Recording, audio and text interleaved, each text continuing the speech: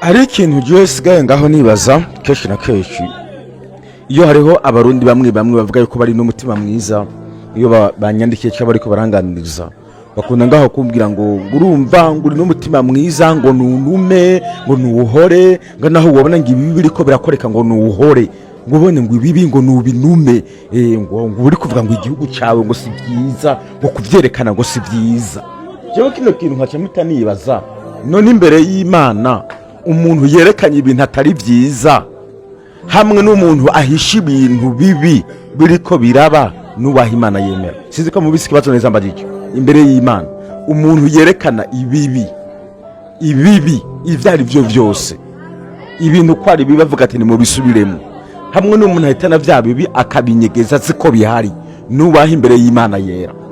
Ariko sinzi gituma muce mugomba yuko imbere y'Imana ducafura mugaga imbere y'abantu twere imbere y'Imana ducafure imbere y'abantu tugira isura nziza.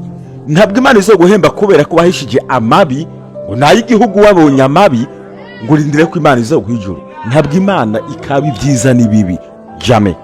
No ngaruka hano kuri bino bintu namwe navuze ku Burundi bano niba abantu ejo bundi mwabonye buriza imodoka bagiye kurangura igitoro muri Kongo. Ibi ni bitoro abaturaga abanyagihugu basanzwe bari bagiye kwirangurira muri Kongo mu mabido.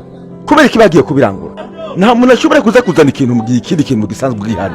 Ndabana karoro nko mu Burundi hariyo nk'igitoro. Ico gitoro kikaba kigurishwa nk'ilitiro 1500. Nta muturaga umunyagihugu asanzwe yakwemera kuja muri Kongo kuza kurangura igitoro ashobora kugurisha 2000 mu gihe bazi yuko mu Burundi igitoro kigurishwa 1500. Ivyo ntibishoboka. Impamvu bagendayo ni kubera ko baba babona karusho. Burya ubunyegeri butonda ahantu bubona ingya. Iyo aho hantu hari akarusho ni y'abantu baja.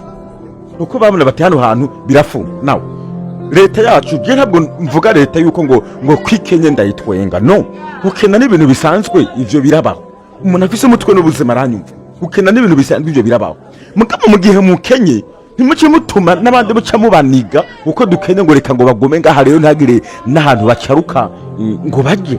Sinakumva buryo abana biwanje baba bashonje nkababwira nti bana wanje nta biryo bihari nzo baronderera ngasama n'ubundi muntu ngaho abazana ivyo kurya ngoya ngo ntubaha ivyo kurya mugabo nkemera yuko bapfa. Ariko ino mpavu ndayitahura abari mu nzego iwacu cyane reka mbwira abari muri CNDD-FDD bafite ubwoba buri gihe ahantu hari ibibazo bagomba guhahisha bagomba guhanyegeza ngo bodutwenga ngo botuvuga ngo batumara amaza mu mahanga. Niyo mpamvu barangaho Kagame wewe ivyo atashoye mutwaye nimba ari gukorana n'amahanga yemera gakorana nabo Mugame ngo cyamugaruka makara mutwega muvuga ngo Kagame ngo urya ngo udakorana n'abazungu ngo asega abazungu ariko muri abaho yigejeje birafuma.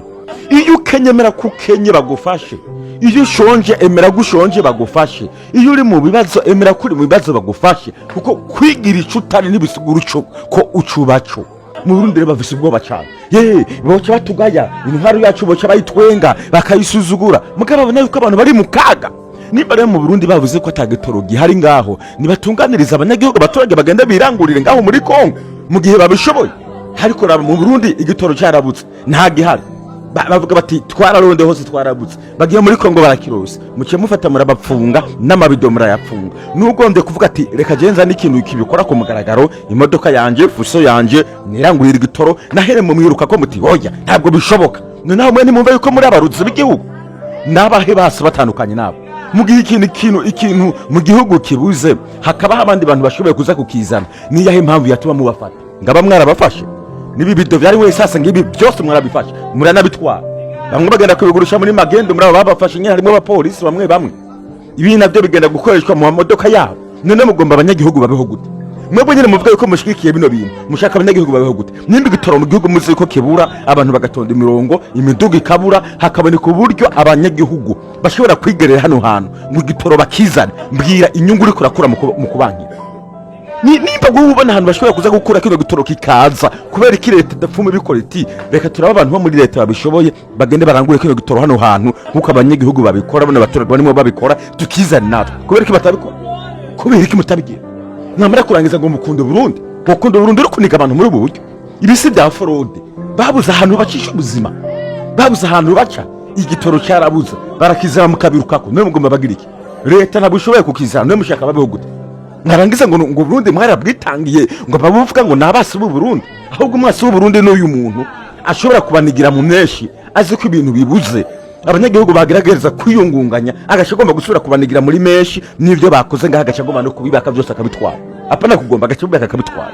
Unuwe mwasi w'u Burundi ibi bintu birangire na president wacu bimugireho n'abatuyobora bibagireho. Nimba mutavusa uburyo bwo kubizana mureka babishoboye babe barabikora babe barunganira imibereho y'igihugu, hanyuma niyo mwamara kukizana mukakirongo ico gitoro muzabushike mabwira mutini muhagarike igitoro cyabonetse. Ariko mureke kwiruka ku banyagihugu nkaho menga butana igihugu cyabo bakiruka ukamenga babayeho nk'impunzi babayeho nk'impoho kandi bose abanyagihugu b'abarundi. Ibindi nta nubwo Imana izovyemera, naho muzorara murasanga ijoro n'umurango ntabwo Imana izovyemera kandi Imana izobahana pe. Kubona ubaho witwa umuntu akuze wironkera ifaranga n'ubuzima bwiza ariko ugakomeza wica imibereho y'abantu bato bato, ni ukuri n'umuvumo no ku miryango yanyu.